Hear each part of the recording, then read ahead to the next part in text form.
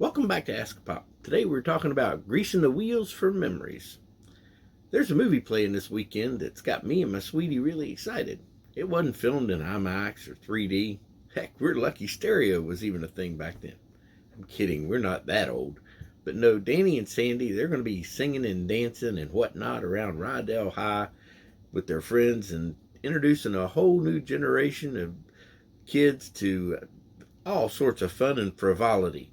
The funny thing is even when that movie was produced, when this guy was just a young whippersnapper, it wasn't even a movie that was first produced. It was a play. It was actually a throwback, even at that time, to a simpler time of day, because we thought things were too crazy in the 70s, so they were doing it then. Ha! Those were the days. Hey, wait a minute. That was a different TV show going back in time.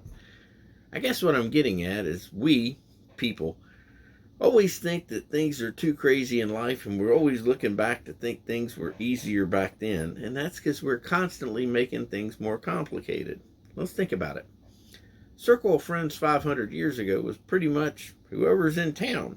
Then, 150 years ago, you might have been able to stretch all the way out to the end of your county, and then 50 years ago, maybe your state. Now, heck, is even the South Pole off limits?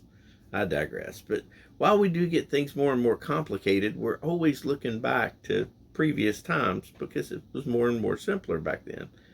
But we don't want to bury our head in the sand to what the future may bring. Nor does that mean we want to forget about what brought us here, because that's what, honoring and respecting the past is always going to help us to remember and not have us make the same mistakes that our moms and dads made before us. That's honoring our moms and dads. Wow, who'd have thought that a movie from the 70s with a bunch of 20-year-old actors dancing around like teenagers from the 50s was going to have so much meaning in the 20s 50 years later? Oh, that's Stranger Things. This is too much math. We need Doc Brown. The Bible verses today are 2 Corinthians 5:16 through 21, and Psalm 77, and a bonus one, Matthew 5:17 through 20. As far as questions, do you have any movies that'll take you back in time the way Grease just did for me? What's your thoughts on honoring the past and looking forward to the future? There's no judgments here. God bless you. Have a great day, and have a great weekend.